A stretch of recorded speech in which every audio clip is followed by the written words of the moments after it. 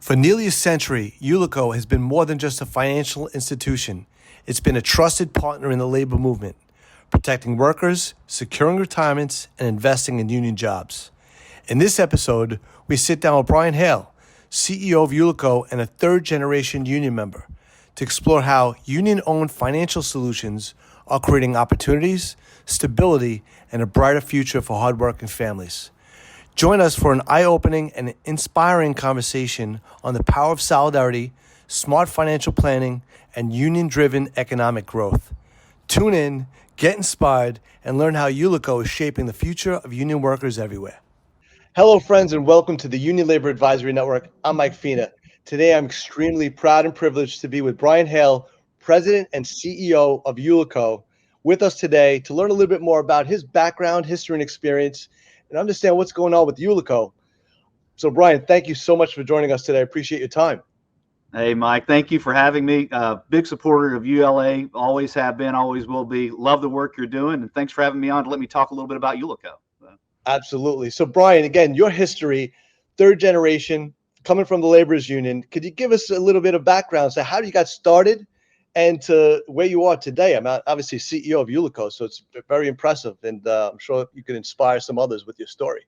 Yeah, well, I don't know if it's inspiring. I think some of it's luck, some of it's hard work, some of it's just being in the right place at the right time. But it all starts with the foundation of having a good family. I grew up in a union household, and there's no better household to grow up into because you learn a work ethic, you learn responsibility, you learn all those things. But I also had the benefit of seeing my grandfather who ran a local union, my father who ran the local union.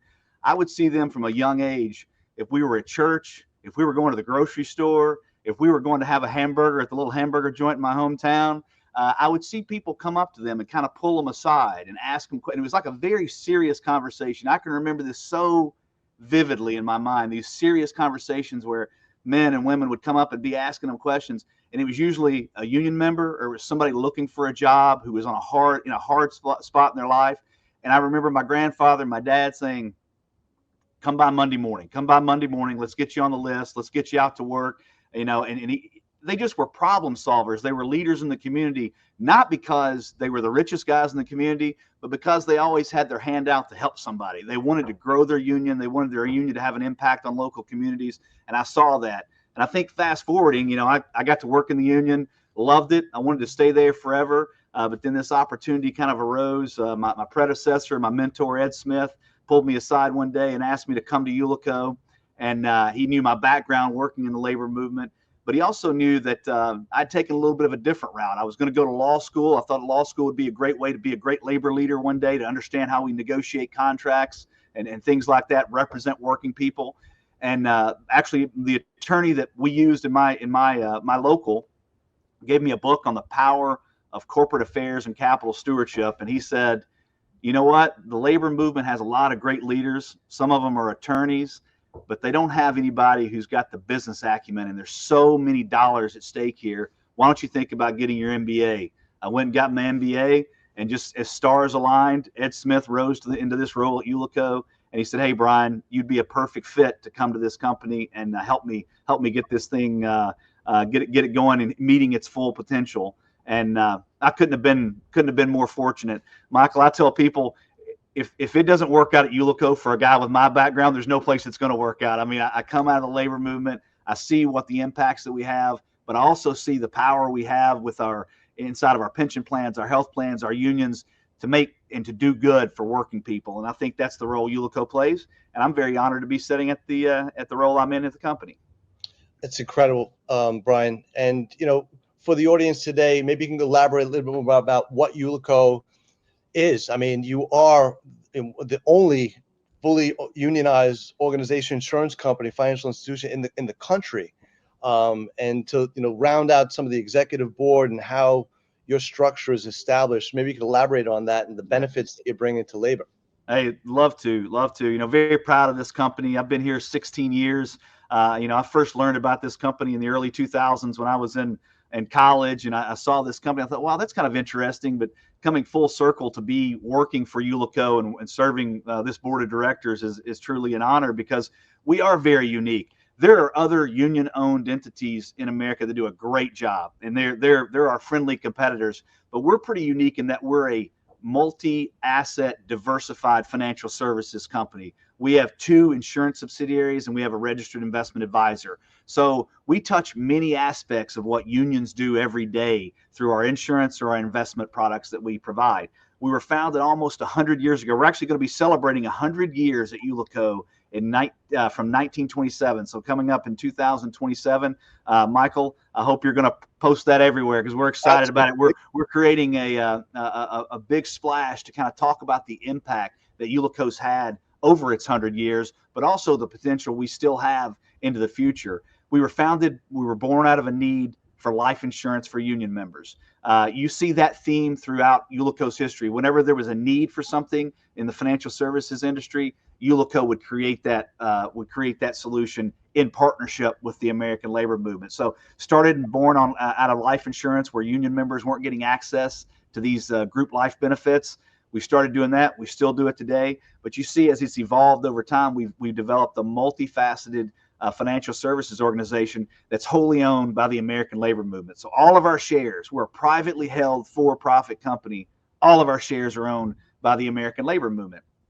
A majority of those shares are affiliated with the building trade unions, but also other non-building trades affiliated unions are owners of our company as well.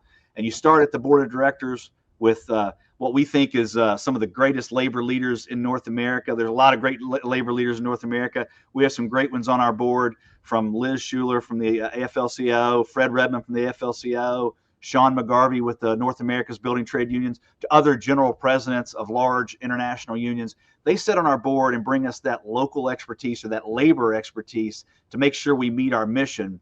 But we pair that with a lot of industry expertise, if it's from banking or investments or insurance. And you see that collaboration of labor and business come together at our board and help set the agenda for what Ullico is. And it's great. And that ripples down into the management of our organization. Me as a 3rd generation union member, we have other people that have union backgrounds here at this company. But then there's a lot of people here. We are a lot of actuaries and underwriters and portfolio managers that really may not have come from a union background, but when they hear the story and they see the impact they can have for the American labor movement and the working people of America, they kind of adopt that mission. And when it all works, it's a beautiful thing. And I think that's what we're proudest of at Ullico is we bring the best of business and the best of labor together to create something really special. Brian, I look at it, and it's a mission-driven organization, to really support the livelihood of members and their union and their families.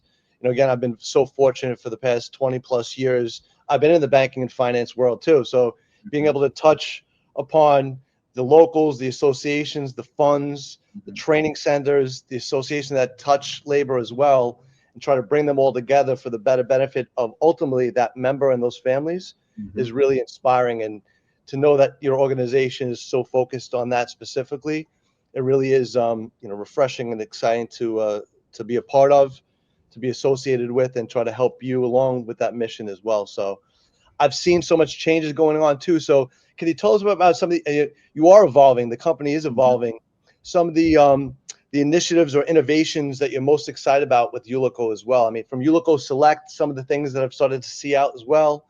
That's been, rolled out. I've seen some marketing efforts there. Maybe you can elaborate on that for us.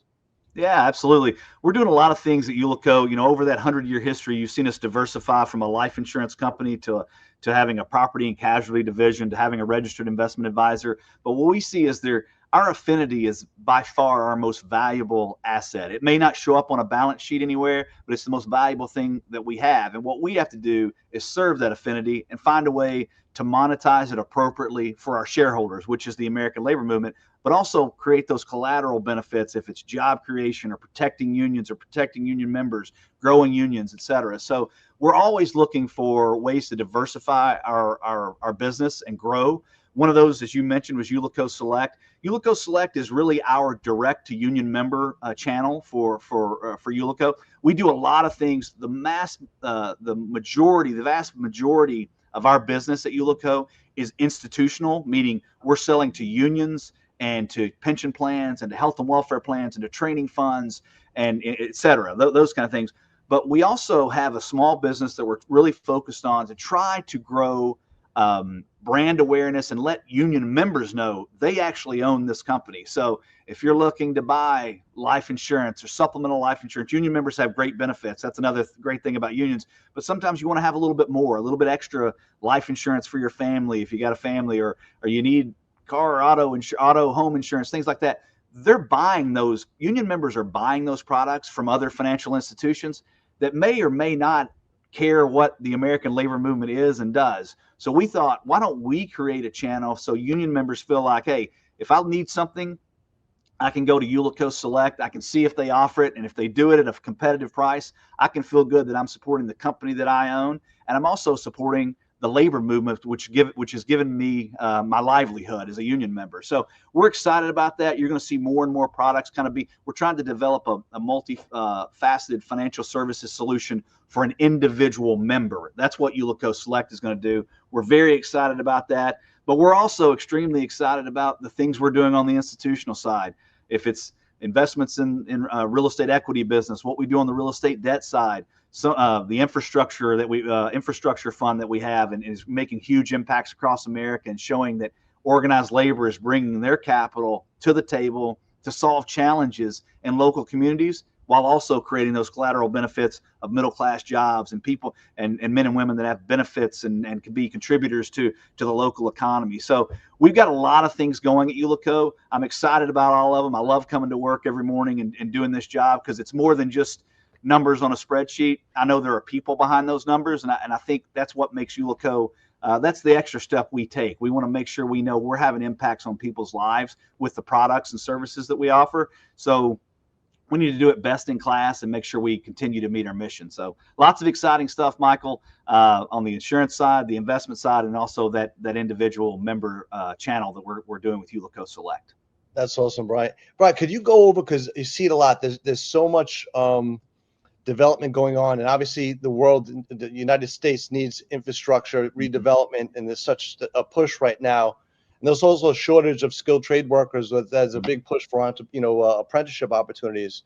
But in regards to the infrastructure, how does Ullico work with, I guess, union locals or funds to be able to facilitate or, I guess, invest in that? And how does that work to help develop the infrastructure opportunities within different communities? Sure, absolutely. I mean, we're an asset manager for unions all across America, who have allocations to maybe infrastructure or real assets or alternative assets, things like that. So we do the same thing that the Wall Street firms. We go in and compete and pitch, and we sell the product based on a competitive risk-adjusted return, and we do all that appropriately. First priority is to kind of strengthen those pension plans by giving them good investments.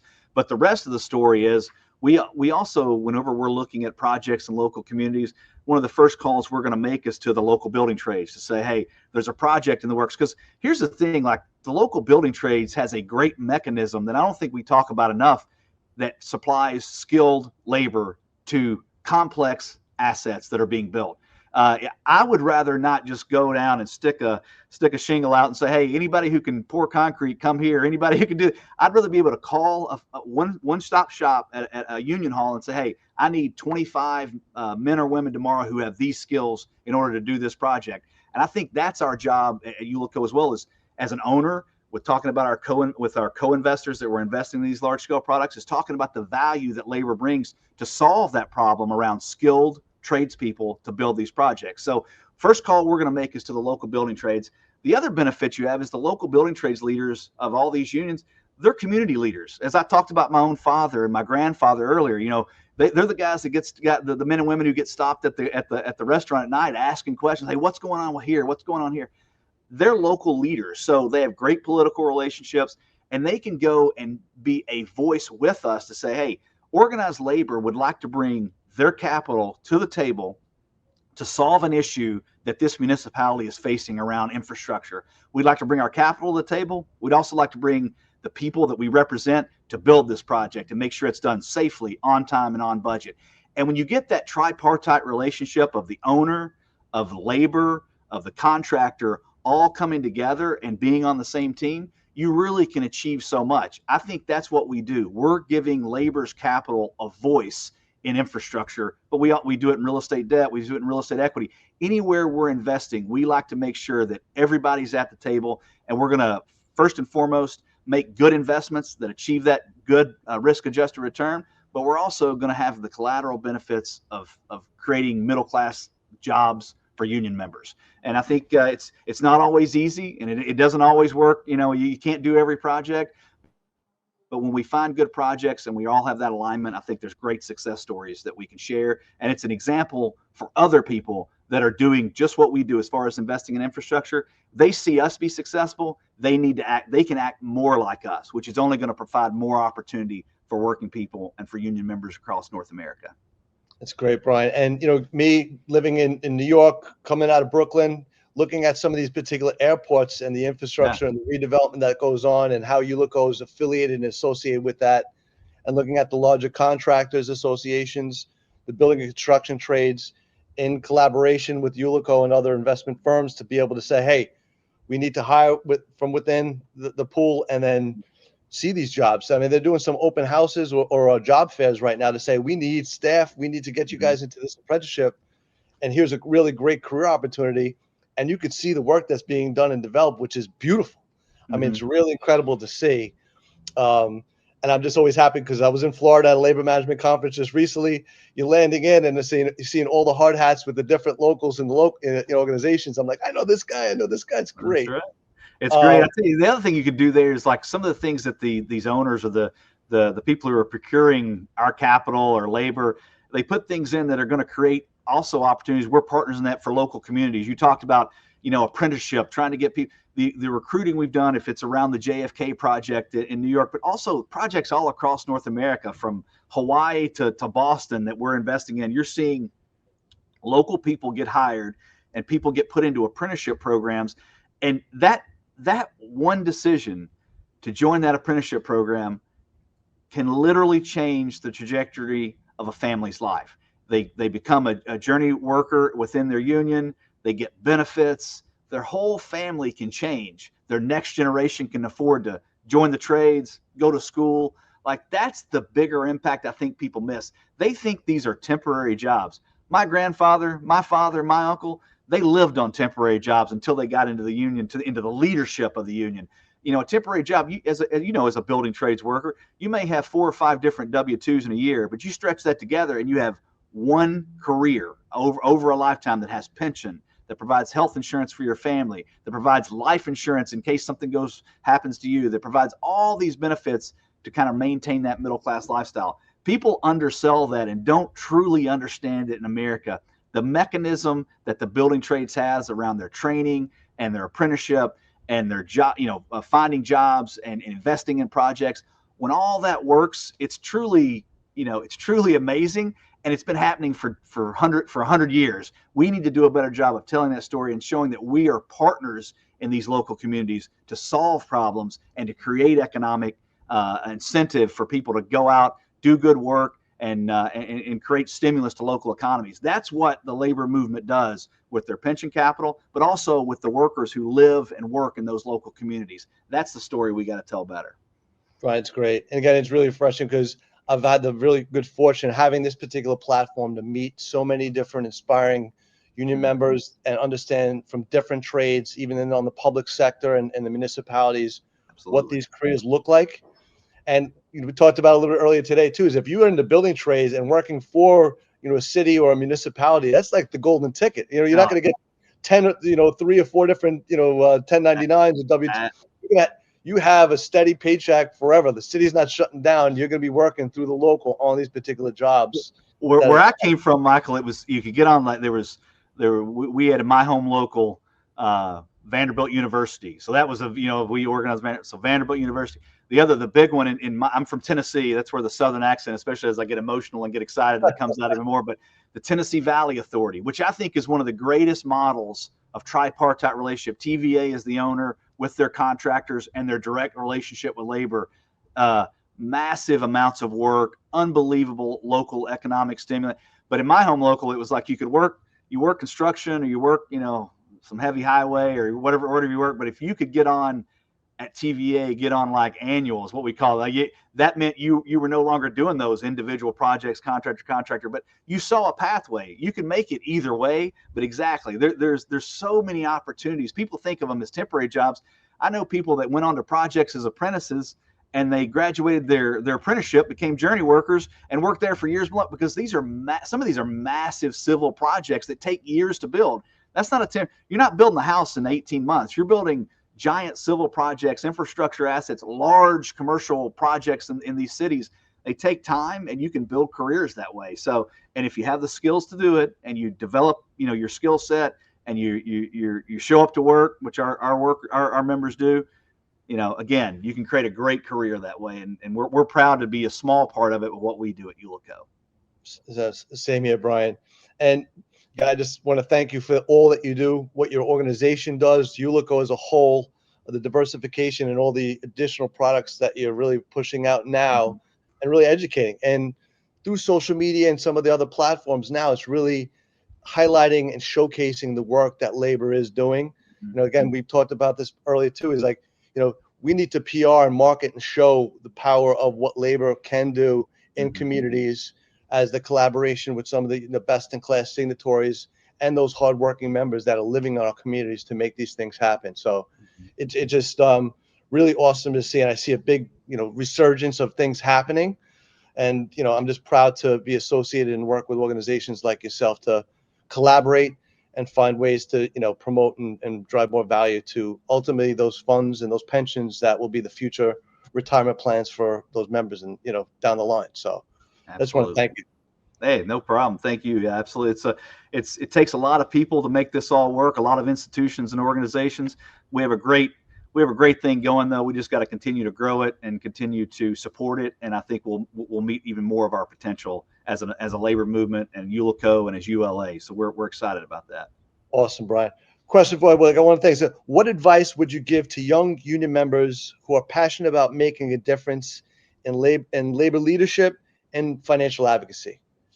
Hey, first off, if you're a young labor union member or labor leader even who's passionate about it, that's the first step. You got to have passion. You got to be excited. You got to want to grow and learn and do more.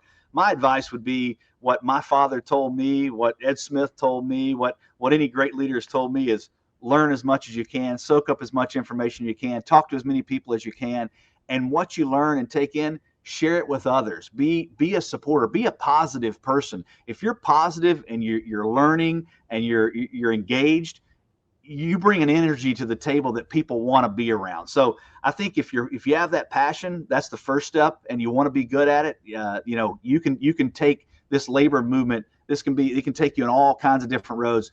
And even like somebody like me, who I never dreamt I would end up at Ullico.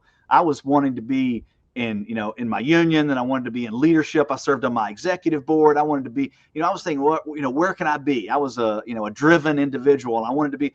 But then this, all of a sudden, because I had taken that route and gotten a little bit of education, and quite honestly, those are just letters on a resume. You learn on the job, like an apprentice. I was dangerous. I could take tests and pass tests to get my degree in finance and get my MBA, but I really got my business education when I came to Ullico and I started practicing it. So as a young member, get involved, serve, volunteer, be engaged, be around unions, find a mentor, things like that. That's what served me so well. And, it was a circuitous path to get to where I am, but I don't think it was all luck. I think I did the things I had to do to get noticed, and people thought, he's a good guy. I want to bring him to the table. I want to spend some time with him and hear what he has to say.